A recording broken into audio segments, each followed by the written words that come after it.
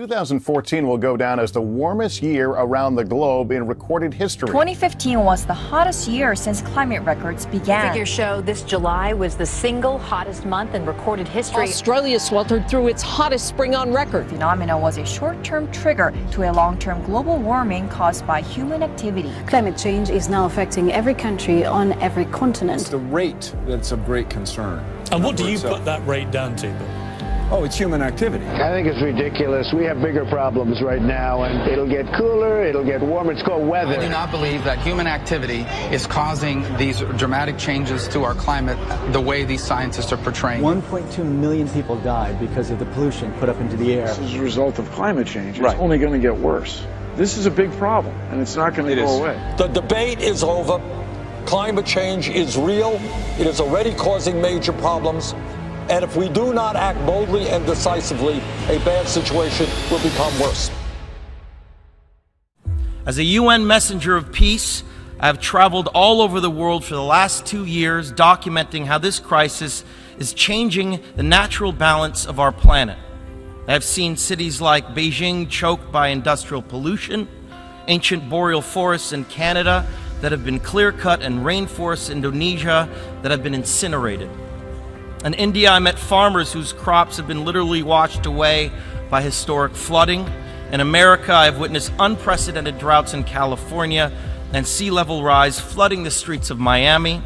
In Greenland and in the Arctic, I was astonished to see that ancient glaciers are rapidly disappearing, well ahead of scientific predictions. All that I have seen and learned on my journey has absolutely terrified me. There is no doubt in the world scientific community that this is a direct result of human activity and that the effects of climate change will become astronomically worse in the future. Our planet cannot be saved unless we leave fossil fuels in the ground where they belong. Now think about the shame that each of us will carry when our children and grandchildren look back and realize that we had the means of stopping this devastation, but simply lacked the political will to do so. Yes, we have achieved the Paris Agreement. More countries have come together here to sign this agreement today than for any other cause in the history of humankind, and that is reason for hope.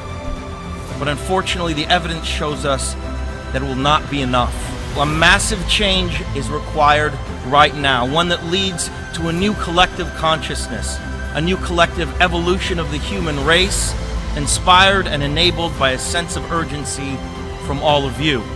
We can congratulate each other today, but it will mean absolutely nothing if you return to your countries and fail to push beyond the promises of this historic agreement. Now is the time for bold, unprecedented action.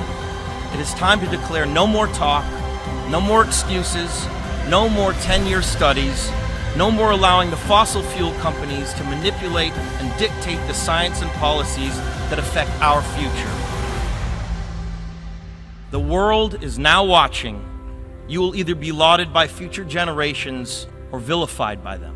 You are the last best hope of Earth.